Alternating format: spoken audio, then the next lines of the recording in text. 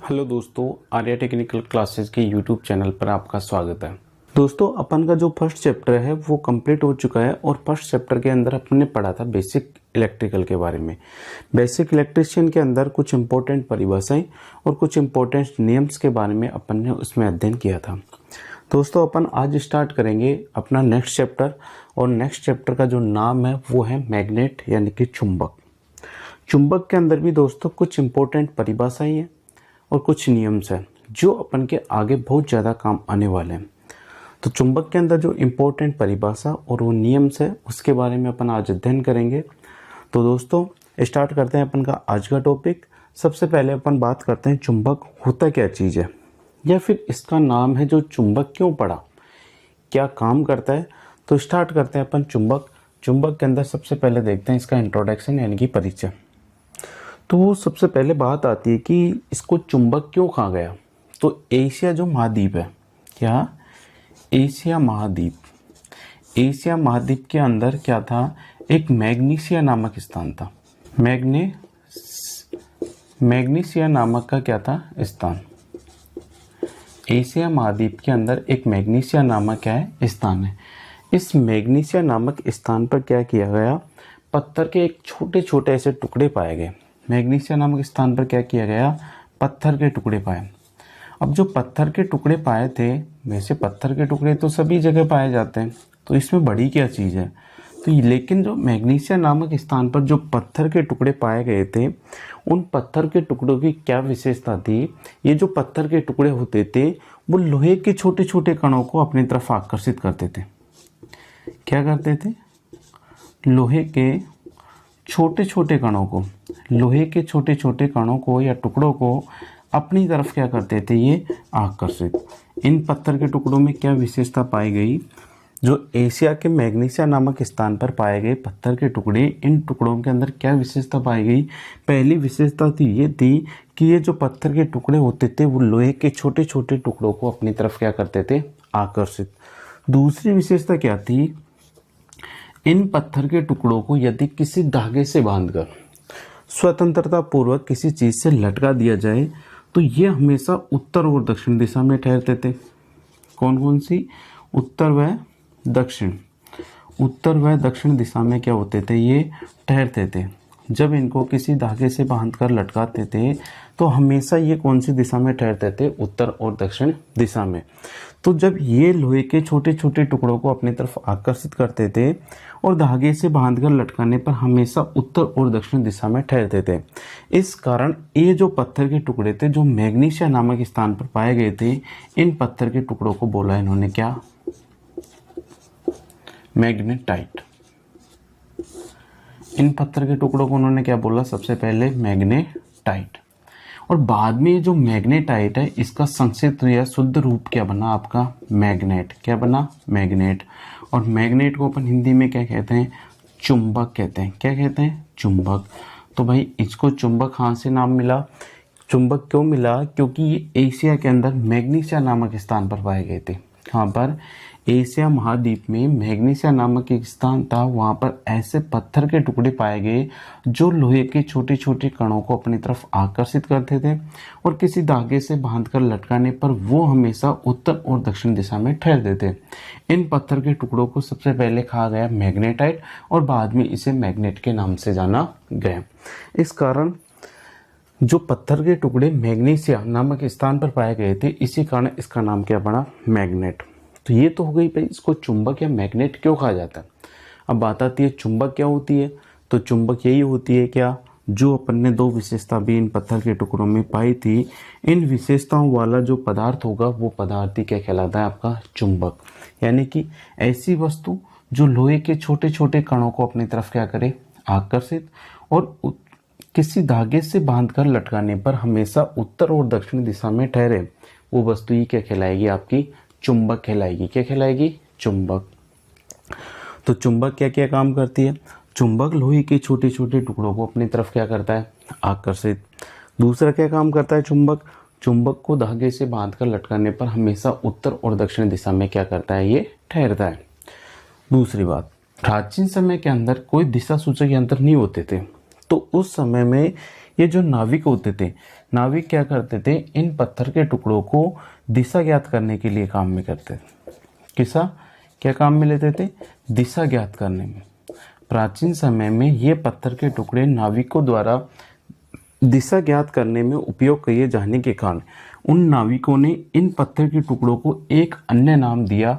वो नाविक इन पत्थर के टुकड़ों को लॉर्ड स्टोन भी कहते थे।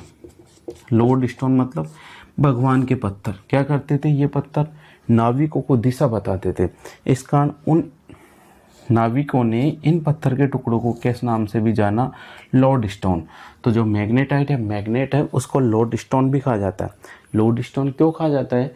क्योंकि उस ज़माने में जो नाविक होते थे वो नाविक इन पत्थर के टुकड़ों का उपयोग दिशा ज्ञात करने के लिए करते थे। इस कारण इन पत्थर के टुकड़ों को या जो मैग्नेट होता है उसको क्या कहा गया? Lord stone. तो दोस्तों ये तो हुई अपने चुंबक के बारे में कि चुंबक क्या होता है और इसका नाम मैग्नेट या फिर लॉर्ड स्टोन क्यों कहा जाता है।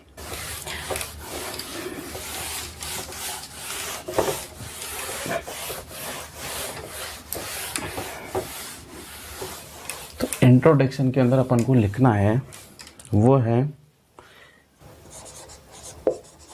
चुंबक लोहे के छोटे छोटे टुकड़ों को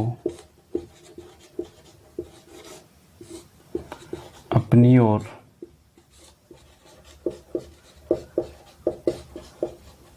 आकर्षित करता है। चुंबक क्या करता है? लोहे के छोटे छोटे टुकड़ों को अपनी ओर आकर्षित करता है। दूसरा क्या है? चुंबक को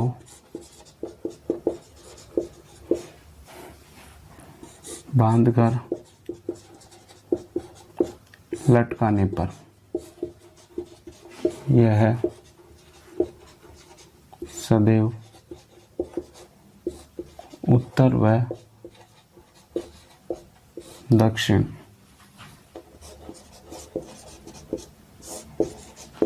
दिशा में ठहरता है। चुंबक किसे कहेंगे? चुंबक क्या काम करता है? लोहे के छोटे छोटे टुकड़ों को अपनी ओर क्या करता है? आकर्षित। दूसरा क्या है? चुंबक को किसी धागे से बांधकर लटकाने पर यह सदैव उत्तर और दक्षिण दिशा में ठहरता है। तो जो लोहे के छोटे छोटे कणों को अपनी तरफ आकर्षित करे और किसी वस्तु से बांधकर लटकाने पर वो हमेशा उत्तर और दक्षिण दिशा के अंदर ठहरे, वो पदार्थ क्या कहलाएगा? आपका चुंबक। अब ये जो चुंबक होता है, ये जो चुंबक होता है वो चुंबक क्या होता है? आपका दो प्रकार का होता है। चुंबक कितने प्रकार का होता है? आपका दो। पहला तो है आपका प्राकृतिक चुंबक। पहला तो क्या चीज़ है? आपका प्राकृतिक चुंबक। और दूसरा क्या चीज़ है? आपका कृत्रिम चुंबक। चुंबक कितने प्रकार के होते हैं? चुंबक दो प्रकार के होते हैं। पहला तो होता है प्राकृतिक चुंबक और दूसरा होता है कृत्रिम चुंबक। प्राकृतिक चुंबक तो क्या होता है? ऐसे जो चुंबक अपन को पृथ्वी के धरातल पर अपने जो मैग्नेटाइट या लॉर्ड स्टोन अपन को पत्थर मिले थे, जो एशिया महाद्वीप के मैग्नीशिया नामक स्थान पर मैग्नेटाइट या लॉर्ड स्टोन नामक जो पत्थर मिले थे, वो पत्थर के टुकड़े क्या कहलाते हैं? आपके प्राकृतिक चुंबक कहलाते हैं। क्या कहलाते हैं? प्राकृतिक चुंबक। प्राकृतिक का चुंबक का मतलब जो पृथ्वी के धरातल पर अपन को पाए जाते हैं, जिनको किसी भी प्रयोगशाला के अंदर या मानव के द्वारा नहीं बनाया जाता, जो केवल क्या होते हैं? पृथ्वी के धरातल पर पाए जाते हैं, वो चुंबक कौन से चुंबक कहलाएंगे? आपके प्राकृतिक चुंबक। अब पृथ्वी के धरातल पर पाए जाते हैं, इस कारण ये जो प्राकृतिक चुंबक होती है इनकी आकृति निश्चित नहीं होती है। प्राकृतिक चुंबकों की आकृति निश्चित नहीं होती है, मतलब ये बेडोल आकृति के होते हैं, अनियमित आकृति के अंदर किस भी आकृति के अंदर हो सकते हैं। जैसे पत्थर होता है उसकी कोई निश्चित आकृति नहीं होती, इस प्रकार प्राकृतिक चुंबकों की कोई निश्चित आकृति नहीं होती है। तीसरी बात, जो प्राकृतिक चुंबक होते हैं उनके अंदर जो चुंबकीय गुण होते हैं, किसी लोहे की वस्तु को अपनी तरफ आकर्षित करने की क्षमता, उनके अंदर जो चुंबकीय गुण होते हैं उन चुंबकीय गुणों का मान क्या होता है? बहुत ही कम होता है। तो प्राकृतिक चुंबक के चुंबकीय गुणों का मान क्या होता है, बहुत ही कम। इनके चुंबकीय गुणों के मान को अपन ना तो कम कर सकते हैं और ना ही क्या कर सकते हैं, घटा सकते हैं। तो प्राकृतिक के चुंबक वो चुंबक होते हैं जो अपन को पृथ्वी के धरातल पर पाए जाते हैं। दूसरा होता है कृत्रिम चुंबक। कृत्रिम चुंबक वो चुंबक होते हैं जिनको मनुष्य के द्वारा प्रयोगशालाओं के अंदर, क्या मनुष्य के द्वारा प्रयोगशालाओं के अंदर जिन चुंबकों को बनाया जाता है वो चुंबक कहलाते हैं कौन से, कृत्रिम चुंबक। ये चुंबक मनुष्य के द्वारा बनाए जाते हैं। इन कारण इनके अंदर जो चुंबकीय गुण होते हैं उनका मान मनुष्य की आवश्यकता के अनुसार या अपनी स्वयं की आवश्यकता के अनुसार इनके चुंबकीय गुण के मान को क्या कर सकते हैं, अपन घटा या बढ़ा सकते हैं। इनकी बात आती है आकृति की। तो जो कृत्रिम चुंबक होते हैं उनकी आकृति क्या होती है, निश्चित होती है। इनको अपनी स्वेच्छा से किसी भी आकृति के अंदर क्या किया जा सकता है, बनाया जा सकता है। तो प्राकृतिक चुंबकों की आकृति निश्चित नहीं होती है, जबकि कृत्रिम चुंबकों की आकृति क्या होती है, निश्चित। प्राकृतिक चुंबकों की आकृति बेडोल होती है, अनिश्चित आकृति के होते हैं, जबकि कृत्रिम चुंबकों की आकृति क्या होती है, निश्चित होती है। प्राकृतिक चुंबकों के अंदर चुंबकीय गुण क्या होता है, कम, जबकि कृत्रिम चुंबकों के अंदर चुंबकीय गुण क्या होता है, ज़्यादा होता है। प्राकृतिक चुंबक पृथ्वी के धरातल से पाए जाते हैं, जबकि कृत्रिम चुंबकों को मनुष्य के द्वारा प्रयोगशालाओं के अंदर बनाए जाते हैं। अब देखो, प्राकृतिक चुंबकों के अंदर चुंबकीय गुण का मान बहुत ही कम होता है। इनकी आकृति क्या होती है, अनिश्चित होती है। इस कारण प्राकृतिक चुंबकों का अपन के व्यवहारिक जीवन या दैनिक जीवन में कोई उपयोग नहीं किया जाता। क्या प्राकृतिक चुंबकों का अपने दैनिक जीवन के अंदर कोई उपयोग नहीं किया जाता, जबकि कृत्रिम चुंबकों को अपन लाउड स्पीकर हो गया, हेडफोन हो गया, मापक यंत्र हो गए, और जैसे वैद्युतिक घंटी हो गई, मोटर हो गया, जनरेटर्स हो गया, इन सब मशीनों, और भी कई मशीन है, विद्युत क्रेन है, इन सब के अंदर क्या किया जाता है, कृत्रिम चुंबकों का क्या किया जाता है, उपयोग किया जाता है। तो अपन देखते हैं प्राकृतिक और कृत्रिम चुंबक के बारे में।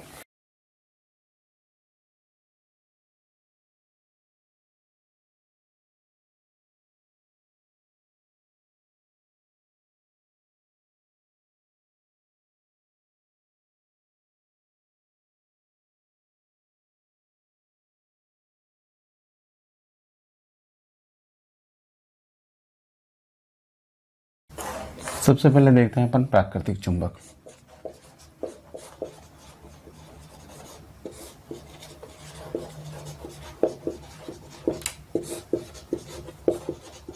ये पृथ्वी के धरातल पर पाए गए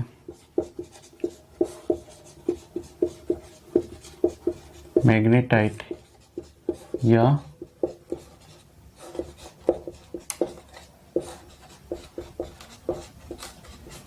ये पृथ्वी के धरातल पर पाए गए मैग्नेटाइट या लोडस्टोन पत्थर है। इनकी आकृति अनिश्चित यानी कि बेडोल। प्राकृतिक चुंबकों की आकृति क्या होती है, अनिश्चित होती है। इनमें चुंबकीय गुण का मान निम्न होता है। इनमें चुंबकीय गुण क्या होते हैं या चुंबकीय बल का मान क्या होता है, कम होता है। इनका व्यवहारिक जीवन या दैनिक जीवन में कोई उपयोग नहीं किया जाता है। प्राकृतिक चुंबकों का दैनिक जीवन के अंदर कोई उपयोग नहीं किया जाता है। तो ये तो हो गया आपका प्राकृतिक चुंबक। बात करते हैं अपन कौन सा दूसरा चुंबक है, वो है आपका कृत्रिम चुंबक।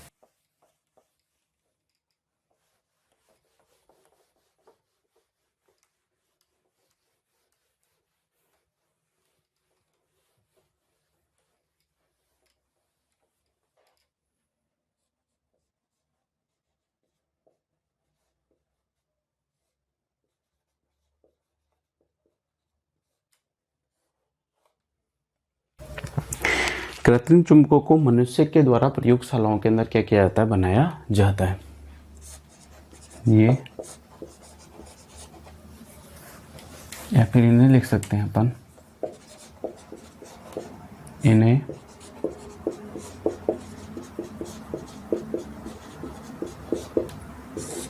प्रयोगशालाओं में मनुष्य द्वारा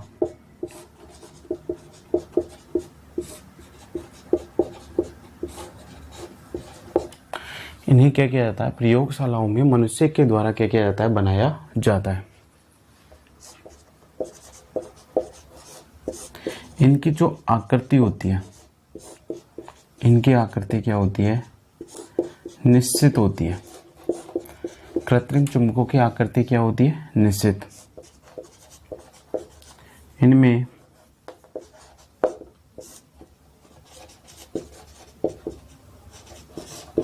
चुंबकीय गुण उच्च मात्रा में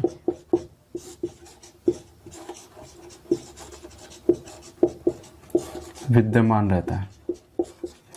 कृत्रिम चुंबकों के अंदर चुंबकीय गुण क्या होता है, उच्च मात्रा के अंदर विद्यमान होता है। इनका उपयोग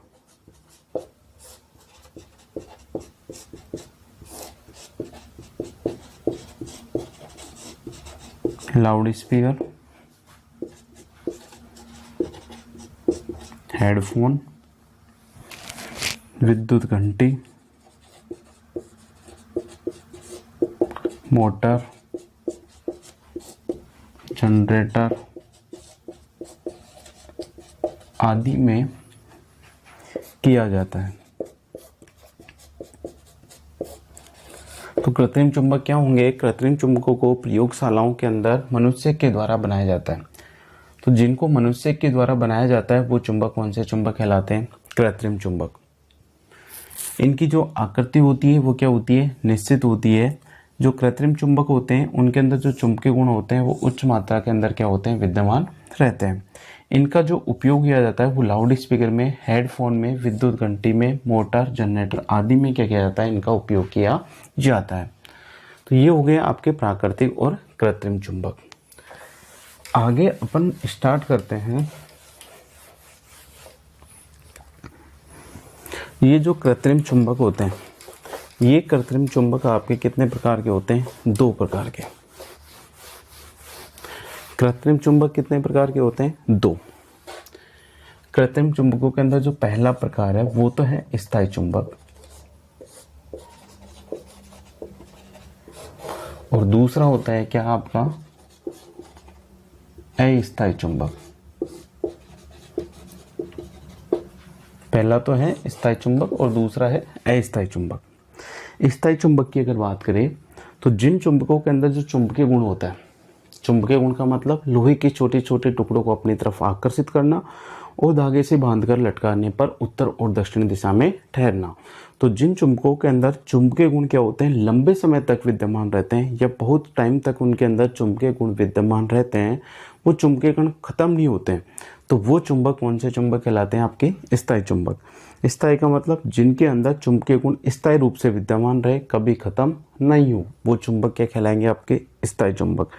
और जिन चुंबकों के अंदर चुंबकीय गुण क्या होते हैं, कम समय के लिए या जितनी देर तक अपन उसके ऊपर चुंबकीय बल लगा के रखेंगे उतनी देर तक ही उनके अंदर चुंबकीय गुण विद्यमान रहे, और जैसे चुंबकीय बल को वहाँ से हटाए तो बल को हटाने पर उनके अंदर चुंबकीय गुण क्या हो जाए, खत्म हो जाए, तो वो चुंबक कौन से चुंबक कहलाएंगे, आपके अस्थायी चुंबक। तो स्थायी चुंबकों के अंदर चुंबकीय गुण लंबे समय तक विद्यमान रहते हैं, जबकि अस्थायी चुंबकों के अंदर जो चुंबकीय गुण होता है वो कम समय के लिए विद्यमान रहता है।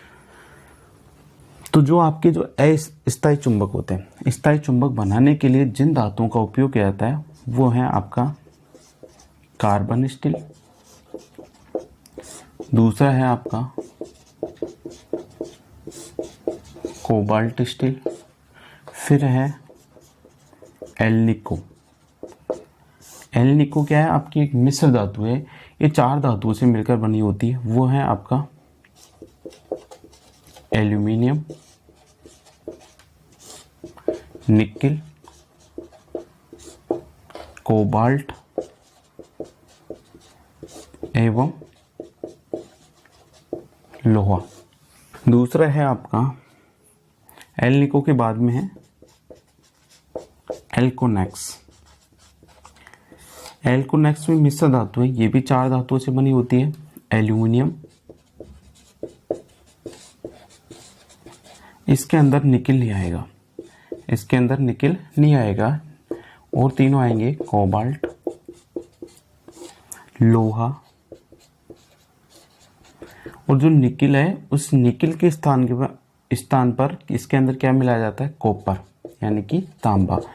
इन 4 धातुओं से मिलकर किसका निर्माण होता है, एल्कोनेक्स का। तो जो स्थायी चुंबक है, स्थायी चुंबक बनाने के लिए किन किन धातुओं का उपयोग किया जाता है, तो स्थायी चुंबक बनाने के लिए carbon steel, cobalt steel, alnico और एल्कोनेक्स, इन धातुओं की सहायता से स्थायी चुंबकों का क्या किया जाता है, उपयोग किया जाता है। जो स्थायी चुंबक होते हैं उसके अंदर एल्निको और एल्कोनेक्स दोनों क्या है, मिश्र धातु है।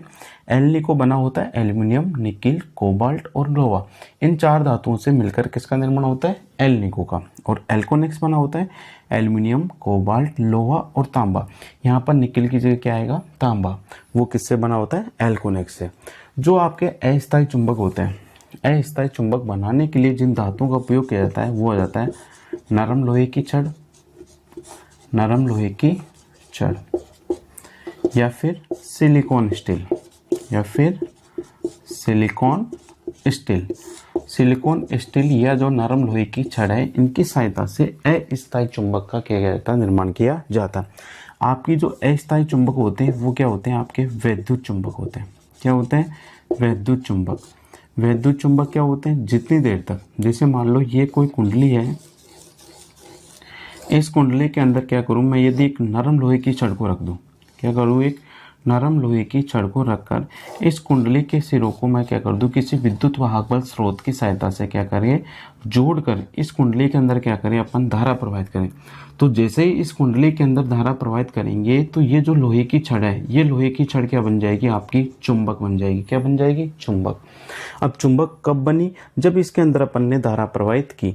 जैसे ही इस कुंडली के अंदर अपन धारा प्रवाह को क्या करेंगे, बंद करेंगे, जैसे ही इस कुंडली को विद्युत वाहक स्रोत से अपन हटा देंगे तो इस कुंडली के अंदर प्रवाहित होने वाली धारा का मान क्या हो जाएगा, 0।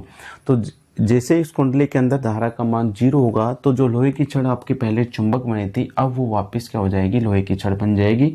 मतलब उसके अंदर से चुंबकीय गुण क्या हो जाएगा, खत्म हो जाएगा।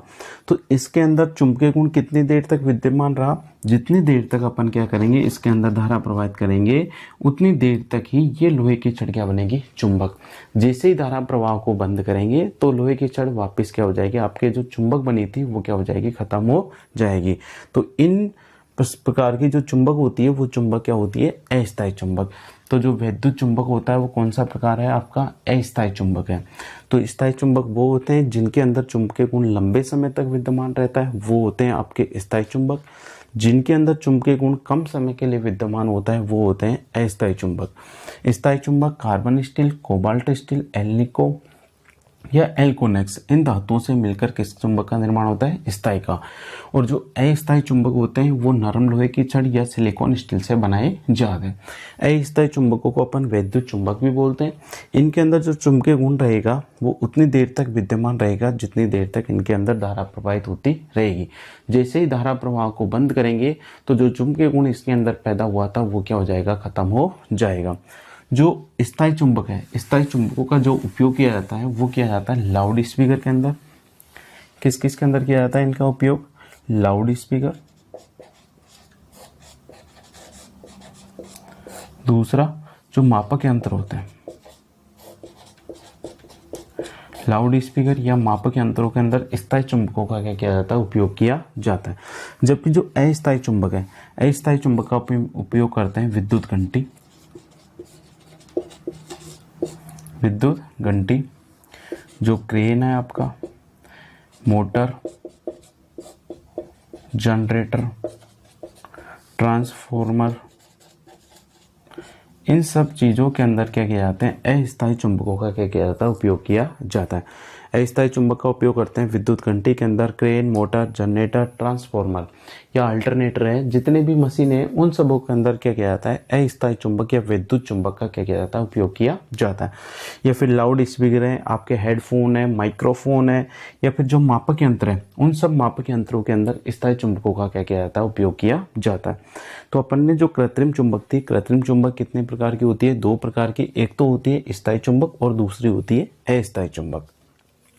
ठीक है, तो ये तो था अपने चुंबक के बारे में। भाई चुंबक क्या होता है और कितने प्रकार का होता है। तो जो लोहे के छोटे छोटे टुकड़ों को अपनी तरफ आकर्षित करे और स्वतंत्रता पूर्वक लटकाने पर उत्तर और दक्षिण दिशा के अंदर ठहरे, वो क्या होता है, चुंबक। चुंबक कितने प्रकार का होता है, दो प्रकार का। एक पढ़ा अपन ने प्राकृतिक चुंबक, दूसरा पढ़ा अपन ने कृत्रिम चुंबक। प्राकृतिक चुंबक अपन को पृथ्वी के धरातल से प्राप्त होते हैं, जबकि कृत्रिम चुंबकों को मनुष्य के द्वारा प्रयोगशालाओं के अंदर क्या किया जाता है, बनाए जाते हैं। जो कृत्रिम चुंबक होते हैं उनमें भी कितने प्रकार की होती है, दो प्रकार की। एक तो होती है स्थायी चुंबक और दूसरी होती है अस्थायी चुंबक। स्थायी चुंबक वो होती है जिनके अंदर चुंबकीय गुण लंबे समय तक विद्यमान रहता है, और अस्थायी चुंबक वो होती है जिनके अंदर चुंबकीय गुण क्या होता है, बहुत ही कम समय के लिए विद्यमान रहता है। अब अपन पढ़ते हैं इसके अंदर कुछ इंपॉर्टेंट परिभाषाएं। चुंबक के अंदर जो इंपॉर्टेंट परिभाषाएं होती है, उन परिभाषाओं के बारे में अपन थोड़ा सा अध्ययन करते हैं। चुंबक क्या होता है, जो लोहे के छोटे छोटे टुकड़ों को अपनी तरफ आकर्षित करे और जो हमेशा उत्तर और दक्षिण दिशा के अंदर ठहरे, वो क्या कहलाता है, चुंबक। अब इस चुंबक को अपन ने धागे से बांधकर लटकाने पर जो सिरा उत्तर दिशा में ठहरेगा, कौन सी दिशा में, उत्तर दिशा में, वो सिरा तो होगा चुंबक का एन सिरा। और जो सिरा कौन सी दिशा में ठहरेगा, दक्षिण दिशा में, कौन सी दिशा में, दक्षिण दिशा में, वो क्या होगा आपका एस। तो चुंबक के अंदर दो ध्रुव होते हैं। चुंबक के अंदर कितने ध्रुव होते हैं, दो। एक तो होता है एन और एक होता है एस। एन का मतलब होता है उत्तरी ध्रुव, एस का मतलब होता है दक्षिण ध्रुव। जो सिरा या जो ध्रुव उत्तर दिशा के अंदर ठहरेगा, वो सिरा होगा आपका उत्तरी ध्रुव, और जो सिरा दक्षिण दिशा में ठहरेगा, वो क्या होगा आपका दक्षिणी ध्रुव। तो प्रत्येक चुंबक के अंदर, अब यदि ये चुंबक था, इसके में बहुत सारे छोटे छोटे, ये आपका चुंबक है। अगर इस चुंबक को मैं बहुत सारे छोटे छोटे ऐसे टुकड़ों के अंदर क्या कर दूं, यदि बांट दूं, छोटे छोटे टुकड़ों के अंदर इसको क्या कर दूं, यदि मैं बांट दूं, जैसे मान लो यहाँ से हटा दिया, यहाँ से और यहाँ से और यहाँ से, तो ऐसे मैंने क्या किया, इसके छोटे छोटे टुकड़े बना दिए। अब ये जो प्रत्येक टुकड़ा है, ये प्रत्येक टुकड़े के अंदर भी कितने ध्रुव होंगे, दो। अब ये सिरा होगा एन, ये होगा एस, फिर एन, फिर एस, फिर N, S, N, S, N, S, N, S.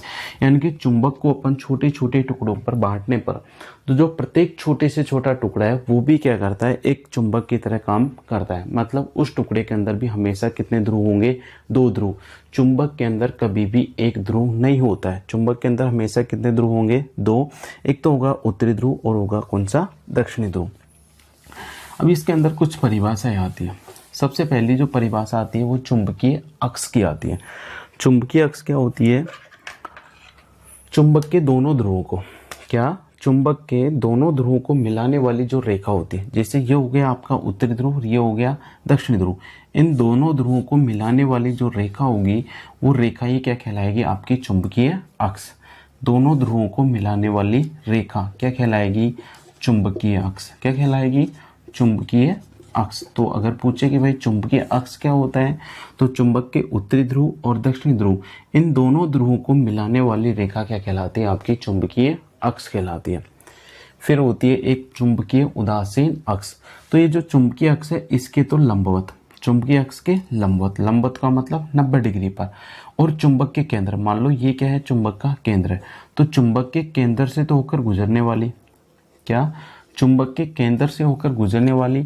और ये जो चुंबकीय अक्ष है, उसके जो लंबवत रेखा होगी, ये क्या है, आपके चुंबकीय अक्ष। चुंबकीय अक्ष के लंबवत और चुंबक के केंद्र से होकर गुजरने वाली जो रेखा होगी, वो कहलाएगी आपकी चुंबकीय उदासीन अक्ष।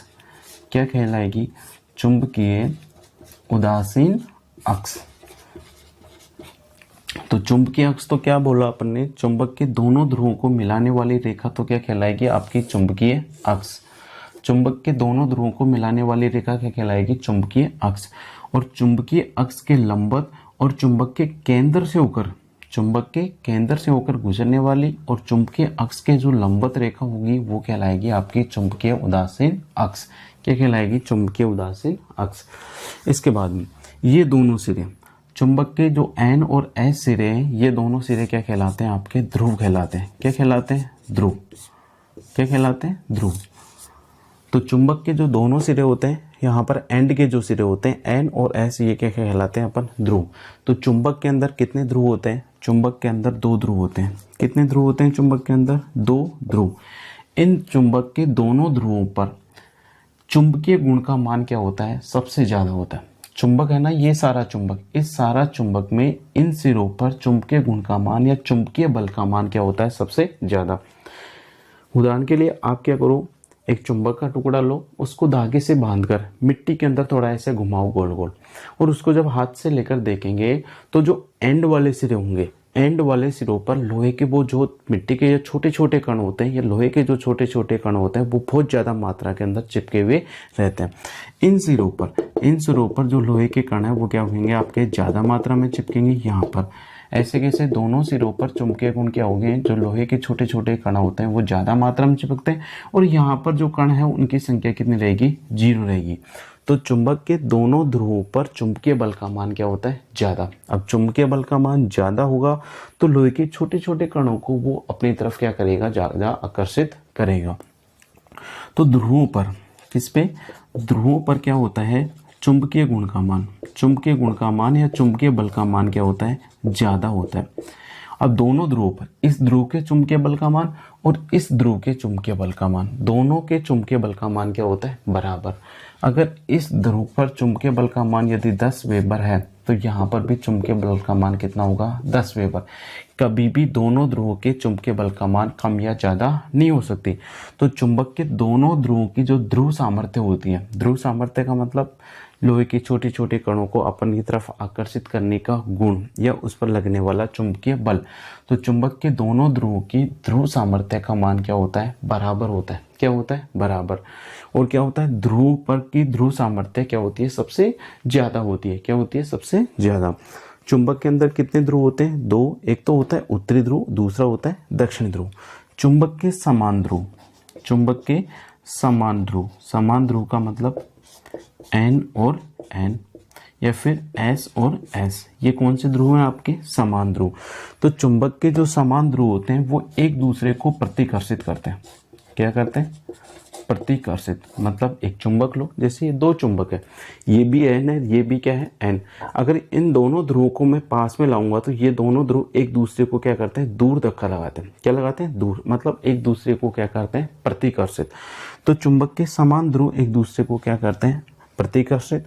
और चुंबक के अंदर जो असमान ध्रुव होते हैं, चुंबक के अंदर जो असमान ध्रुव मतलब एन और एस या फिर एस और एन, जैसे ये दोनों एन एन थे, अब यदि मैं इस एन के पास क्या लेके आऊं? एस लेके आऊं, तो ये दोनों ध्रुव एक दूसरे से क्या हो जाएंगे? चिपक जाएंगे। क्या हो जाएंगे? चिपक जाएंगे। मतलब एक दूसरे को क्या करेंगे? आकर्षित। ऐसे कैसे? इसके विपरीत सिरे, इसका एस और इसका एन यदि पास पास लाऊंगा तो ये दोनों सिरे भी क्या हो जाएंगे? आपके चिपक जाएंगे। तो चुंबक के जो असमान ध्रुव होते हैं वो एक दूसरे को क्या करते हैं? आकर्षित करते हैं। क्या करते हैं? आकर्षित। चुंबक के समान ध्रुव एक दूसरे को क्या करेंगे? प्रतिकर्षित। चुंबक के असमान ध्रुव एक दूसरे को क्या करेंगे? आकर्षित। तो अपन ने 3 परिभाषा पढ़ी। चुंबकीय अक्ष क्या होती है? चुंबक के दोनों ध्रुवों को मिलाने वाली रेखा क्या कहलाती है? चुंबकीय अक्ष। चुंबकीय उदासीन अक्ष क्या होता है? चुंबक के केंद्र से होकर गुजरने वाली, और चुंबकीय अक्ष के लंबवत जो रेखा होगी वो क्या कहलाएगी? चुंबकीय उदासीन अक्ष। ध्रुव क्या होते हैं? चुंबक के वो सिरे जहां पर चुंबकीय बल का मान सबसे ज्यादा होता है वो सिरे क्या कहलाते हैं? आपके ध्रुव कहलाते हैं। चुंबक के जो दोनों ध्रुव होते हैं उन दोनों ध्रुवों की ध्रुव सामर्थ्य का मान क्या होता है? बराबर।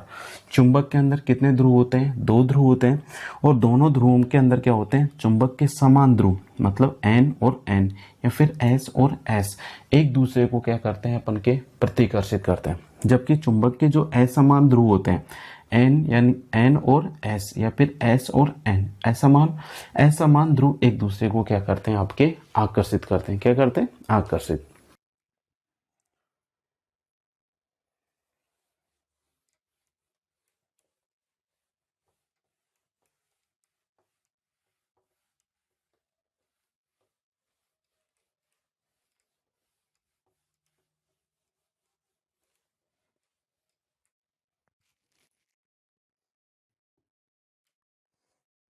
तो सबसे पहले नंबर की जो परिभाषा होगी वो होगी चुंबकीय अक्ष।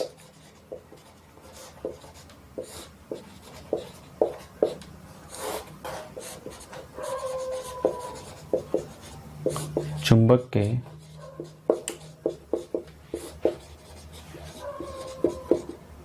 दोनों ध्रुवों को मिलाने वाली रेखा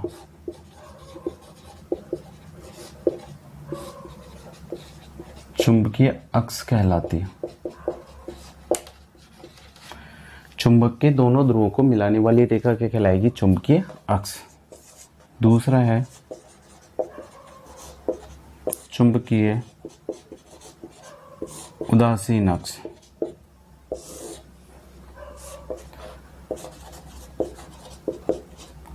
चुंबक के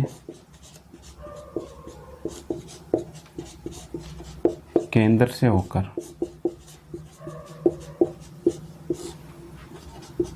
गुजरने वाली तथा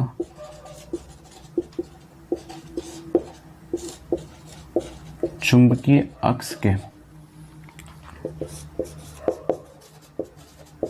लंबवत रेखा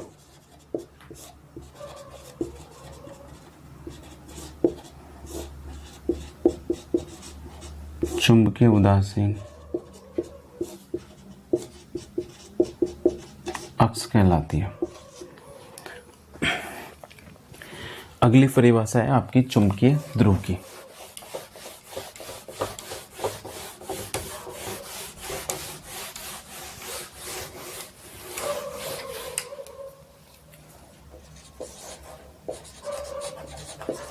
ध्रुव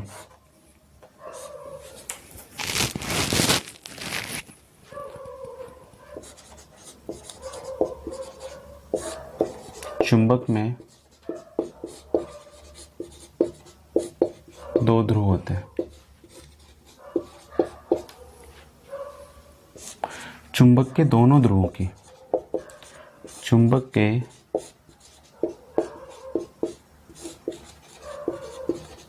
दोनों ध्रुव का मतलब उत्तरी ध्रुव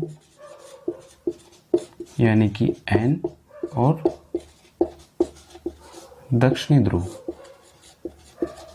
यानी कि S। चुंबक के दोनों ध्रुवों की ध्रुव सामर्थ्य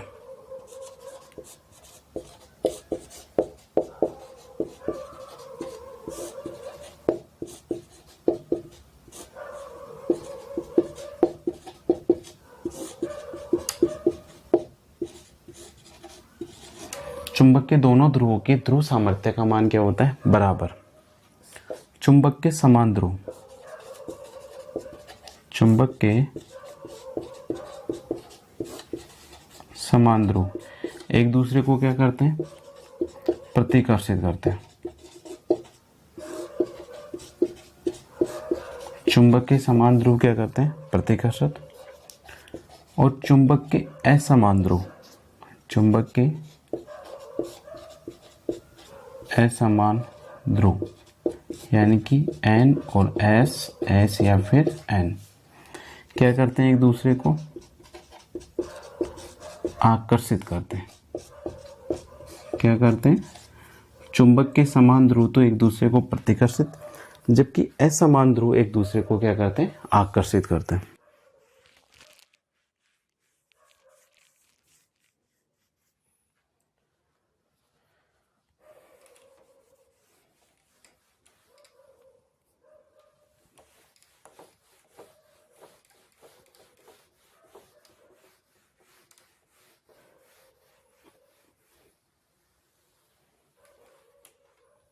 अगली परिभाषा है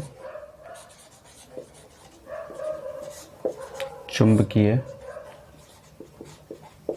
बल रेखाएं।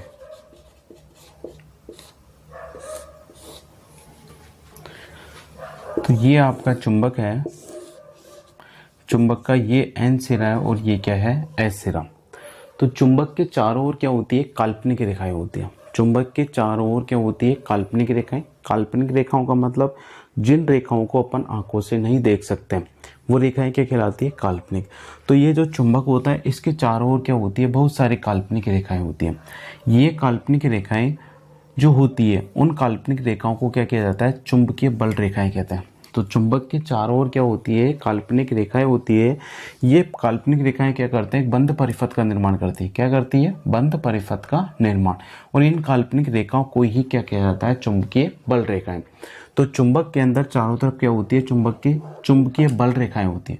ये चुंबकीय बल रेखाएं चुंबक के अंदर बाहर इनकी जो दिशा होती है, ऐसे बहुत सारी चुंबकीय बल रेखा होती है। देखो ऐसे हो गया, ये हो गई, ये हो गई, ऐसे यहाँ से क्या होती है, बहुत सारी काल्पनिक रेखाएं इसके चारों तरफ क्या होती है, आपके विद्यमान रहती है। तो चुंबक के अंदर क्या होता है, चुंबक के चारों तरफ क्या होती है, बहुत सारी काल्पनिक रेखाएं होती है जो बंद परिपथ का निर्माण करती है। बंद परिपथ का मतलब यहाँ से स्टार्ट होती है, यहाँ पे जाती है, ऐसे ऐसे क्या करती है, ये बंद परिपथ का क्या करती है, निर्माण करती है। तो ये जो चुंबक के चारों तरफ ये जो काल्पनिक रेखाएं होती हैं, इन काल्पनिक रेखाओं को चुंबकीय बल रेखाएं कहते हैं। जो चुंबकीय बल रेखाएं हैं इनकी दिशा चुंबक के बाहर की ओर, क्या, चुंबक के बाहर इनकी जो दिशा होती है वो होती है एन से एस की ओर। एन का मतलब उत्तरी ध्रुव से दक्षिणी ध्रुव। तो चुंबक के बाहर ये वाला, चुंबक के बाहर इनकी दिशा होगी एन से एस की तरफ। मतलब चुंबक के बाहर ये चुंबकीय बल रेखा एन से तो निकलती है और एस पे जाके क्या होती है, आपकी समाती है। एन का मतलब निकलना, एस का मतलब समाना। तो एन से निकलकर कहाँ जाके समाती है, एस पर। तो चुंबक के बाहर चुंबकीय बल रेखाओं की जो दिशा होती है वो होती है उत्तरी ध्रुव से दक्षिणी ध्रुव की तरफ। तो चुंबक के चारों तरफ क्या होती है, काल्पनिक रेखाएं होती है जो बंद परिपथ का निर्माण करती है। इन काल्पनिक रेखाओं को ही क्या कहा जाता है, चुंबकीय बल रेखाएं कहते हैं।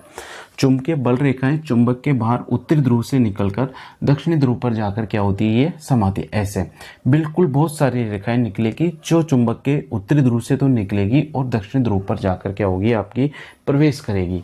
तो चुंबकीय बल रेखाओं की क्वेश्चन पूछा जाता है, चुंबकीय बल रेखाओं की जो दिशा होती है वो चुंबक के बाहर किस दिशा में होती है, तो चुंबकीय बल रेखाएं चुंबक के बाहर उत्तरी ध्रुव से दक्षिणी ध्रुव की ओर होती है।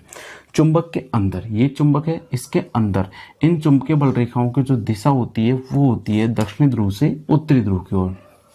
और चुंबक के अंदर चुंबकीय बल रेखाओं की जो दिशा होती है वो होती है एस से एन की ओर। एस का मतलब दक्षिणी ध्रुव, एन का मतलब उत्तरी ध्रुव।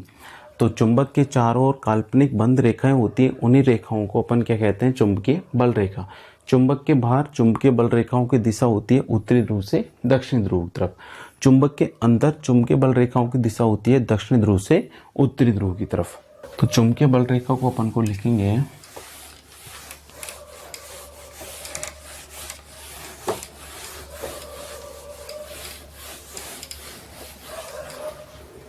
चुंबकीय बल रेखा क्या होती है,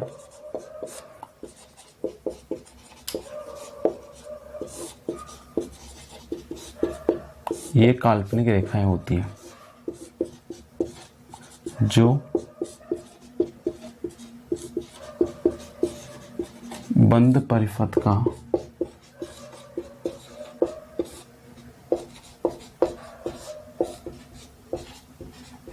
ये काल्पनिक रेखाएं होती है जो क्या करती है, बंद परिपथ का निर्माण करती है। चुंबक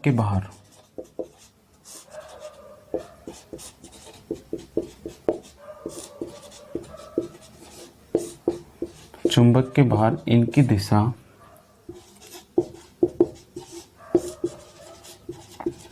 उत्तरी ध्रुव से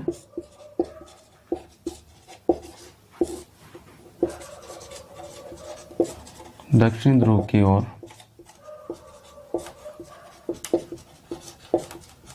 होती है।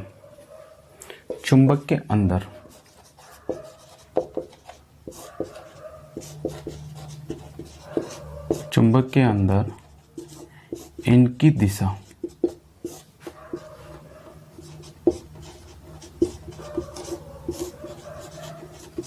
दक्षिणी ध्रुव से उत्तरी ध्रुव की ओर होती है।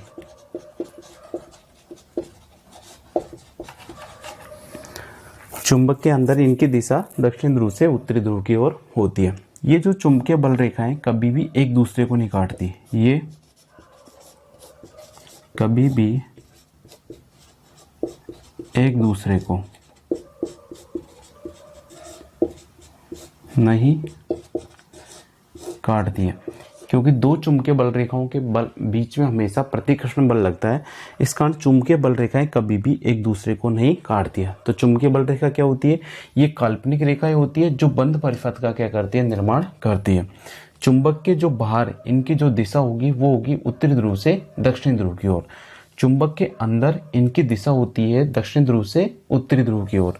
ये जो चुंबकीय बल रेखाएं होती है वो कभी भी एक दूसरे को नहीं काटती है। ये जो चुंबकीय बल रेखाएं होती है, इन चुंबकीय बल रेखाओं से ही किसका निर्माण होता है? चुंबकीय क्षेत्र का। तो चुंबकीय क्षेत्र क्या होता है? चुंबकीय बल रेखाओं से ही बना होता है।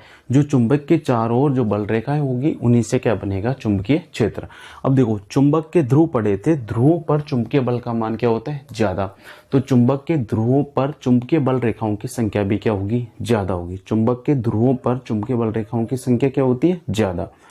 तो ये लिख सकते हैं, ध्रुवों पर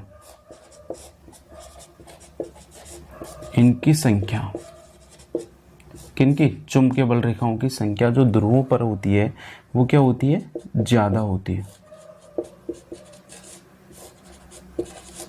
तो ये हो गया आपका चुंबकीय बल रेखा। अगली जो परिभाषा है वो है चुंबकीय फ्लक्स।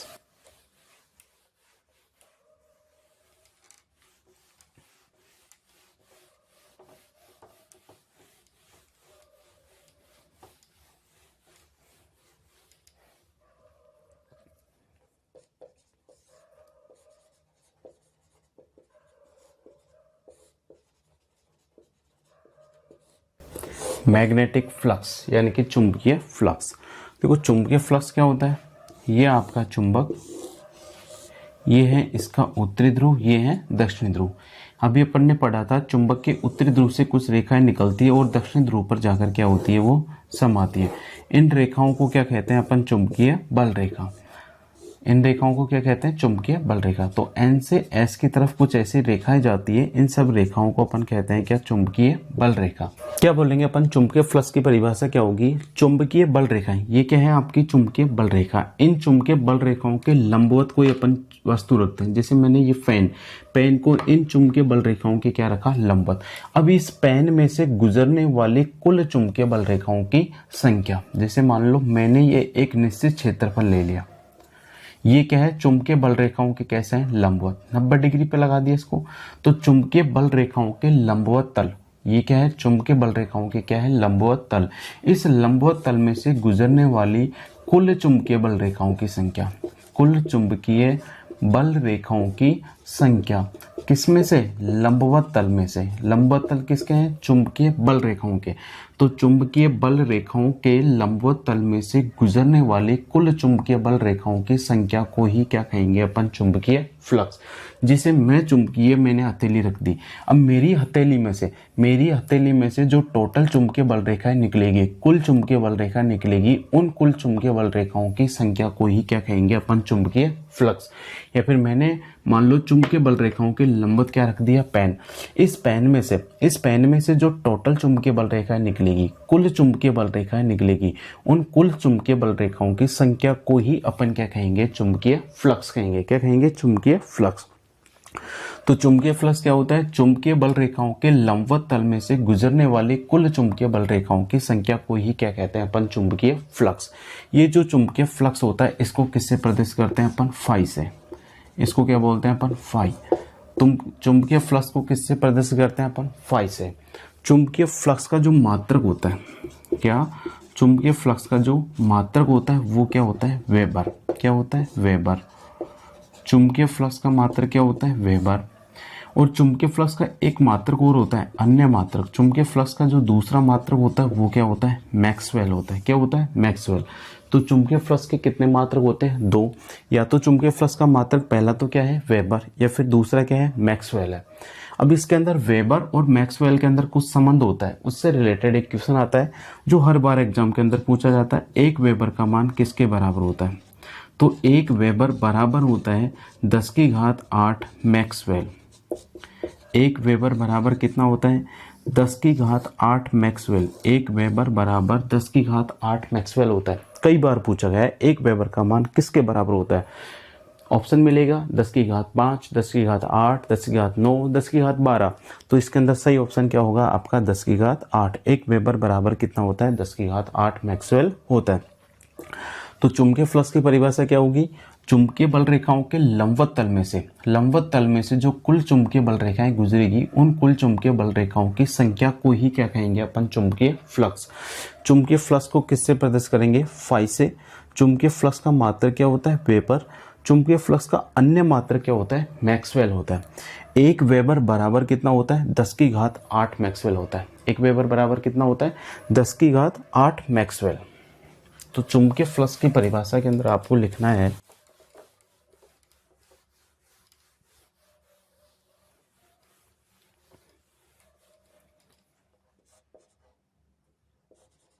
चुंबकीय बल रेखाओं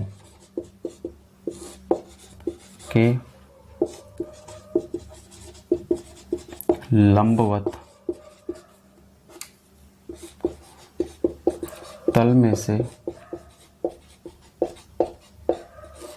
चुंबकीय बल रेखाओं के लंबवत तल में से गुजरने वाले कुल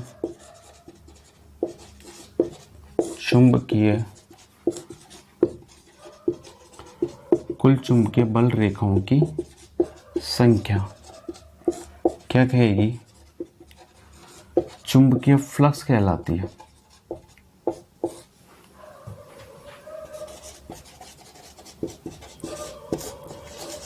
चुंबकीय बल रेखाओं के लंबवत तल में से गुजरने वाली कुल चुंबकीय बल रेखाओं की संख्या को ही अपन क्या कहेंगे? चुंबकीय फ्लक्स। चुंबकीय फ्लक्स को किससे प्रदर्शित करते हैं अपन? फाई से। इसे फाई से प्रदर्शित करते हैं। चुंबकीय फ्लक्स को किससे प्रदर्शित करते हैं अपन? फाई से।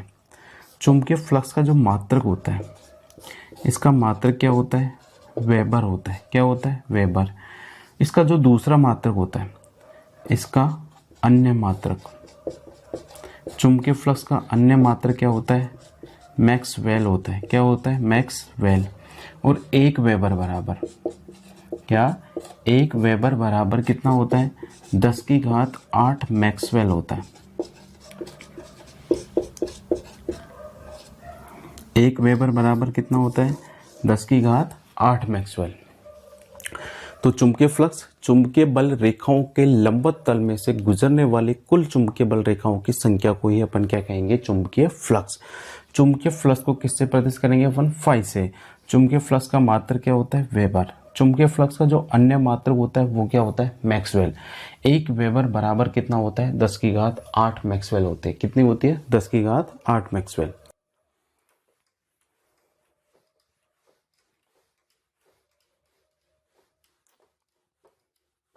अगली जो परिभाषा आती है वो आती है चुंबकीय फ्लक्स घनत्व।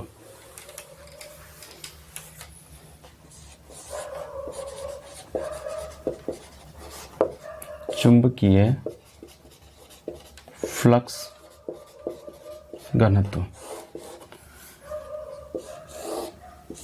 ये मान लो चुंबक है, ये एन है, ये क्या है? एस। यहाँ से क्या निकलेगी? चुंबकीय बल रेखा है जो एस पे जाके क्या होगी? समाई। इनकी दिशा होगी चुंबक के बाहर उत्तरी ध्रुव से दक्षिणी ध्रुव, और अंदर होगी दक्षिणी ध्रुव से उत्तरी ध्रुव की तरफ। तो यहाँ से क्या निकल रही है? चुंबकीय बल रेखा। अब इन चुंबकीय बल रेखाओं के अपन ने लंबवत क्या रखा है? एक क्षेत्रफल रखा है, एक तल, एक वस्तु रख दी जो चुंबकीय बल रेखाओं के क्या है? लंबवत। इस वस्तु में से पूरी की पूरी वस्तु, इस पूरी वस्तु में से जैसे मान लो इसकी चौड़ाई है 2 सेंटीमीटर, इसकी लंबाई है कितना? 4 सेंटीमीटर। तो इसका टोटल क्षेत्रफल कितना हो गया? 4 × 2 बराबर 8 सेंटीमीटर स्क्वायर।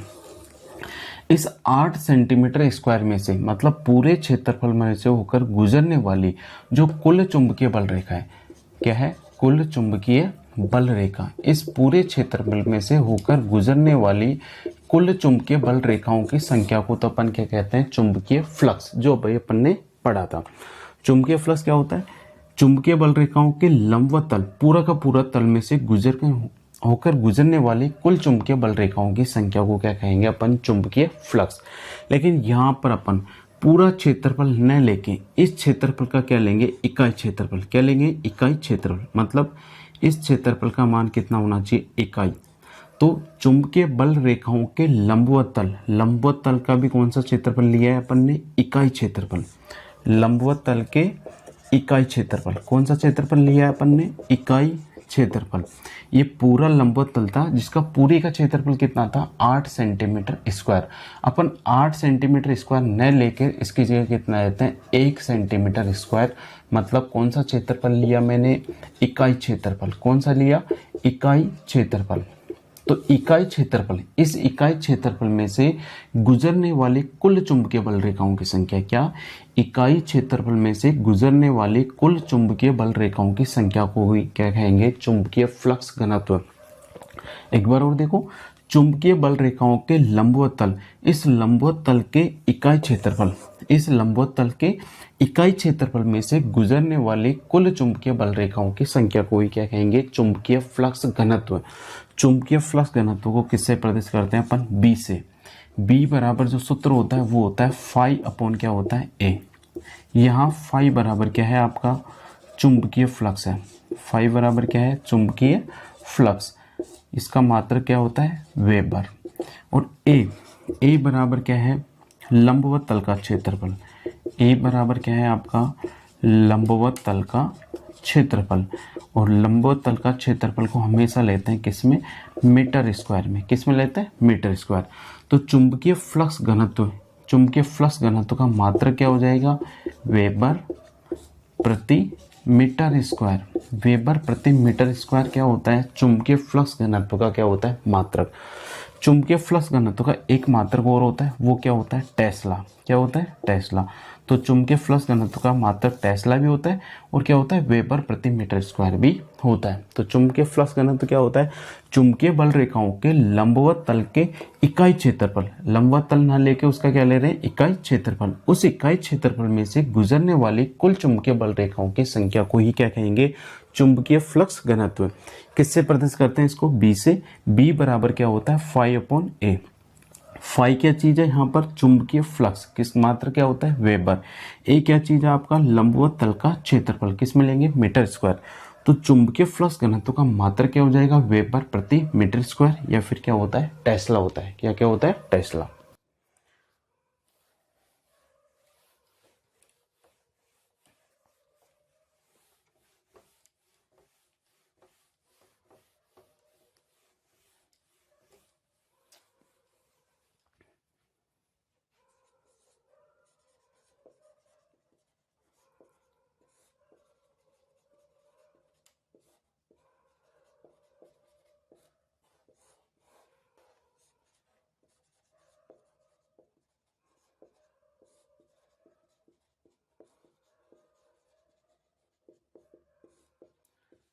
चुंबकीय बल रेखाओं के लंबवत तल के इकाई क्षेत्रफल में से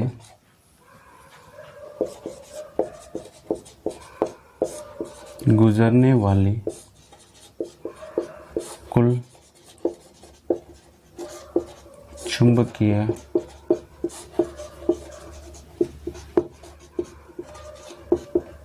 बल रेखाओं की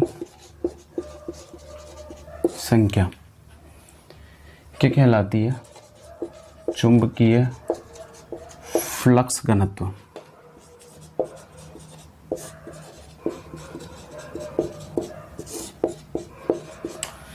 चुंबकीय बल रेखाओं के लंबवत तल, इस लंबवत तल के इकाई क्षेत्रफल में से होकर गुजरने वाली कुल चुंबकीय बल रेखाओं की संख्या क्या कहेगी, चुंबकीय फ्लक्स घनत्व। इसे बी से प्रदर्शित करते हैं। चुंबकीय फ्लक्स घनत्व को किससे प्रदर्शित करते हैं, बी से। और इसका जो सूत्र होता है, बी बराबर क्या होता है, फाई अपॉन क्या होता है, ए होता है। बी बराबर क्या होता है, फाई अपॉन ए। यहाँ फाई बराबर क्या है, चुंबकीय फ्लक्स है। क्या है? चुंबकीय फ्लक्स। ए बराबर क्या है? लंबवत तल का क्षेत्रफल, लंबवत तल का क्षेत्रफल। क्षेत्रफल को लेंगे हमेशा मीटर स्क्वायर में, और ये जो फ्लक्स है उसको किस में मापेंगे अपन? वेबर में। तो चुंबकीय फ्लक्स घनत्व का सूत्र होता है फाई बराबर क्या होता है? सॉरी, बी बराबर क्या होता है? फाई अपॉन क्या होता है? ए। बी बराबर क्या होता है? फाई अपॉन ए। फाई क्या चीज है? यहाँ पर चुंबकीय फ्लक्स है, मात्र क्या होता है? वेबर। ए क्या चीज है? लंबवत तल का क्षेत्रफल, मात्र क्या होता है? Metre square. तो चुंबकीय फ्लक्स का घनत्व का मात्रक, इसका मात्रक क्या होता है? वेबर प्रति मीटर स्क्वायर होता है। या फिर इसका जो अन्य मात्रक या दूसरा मात्रक, एक और मात्रक होता है, अन्य मात्रक क्या होता है इसका? टेस्ला होता है। क्या होता है? टेस्ला। तो चुंबकीय फ्लक्स घनत्व के मात्रक भी दो होते हैं, एक तो होता है वेबर प्रति मीटर स्क्वायर, या फिर क्या होता है? टेस्ला होता है। क्या होता है? टेस्ला। तो चुंबकीय फ्लक्स घनत्व चुंबकीय बल रेखाओं के लंबवत तल के इकाई क्षेत्रफल में से गुजरने वाले कुल चुंबकीय बल रेखाओं की संख्या ही क्या कहलाएगी? चुंबकीय फ्लक्स घनत्व। चुंबकीय फ्लक्स घनत्व को किससे प्रदर्शित करेंगे अपन? बी से। तो बी बराबर क्या होता है? फाई अपॉन ए होता है। फाई क्या चीज है? यहाँ पर चुंबकीय फ्लक्स है। ए क्या चीज है? लंबवत तल का क्षेत्रफल।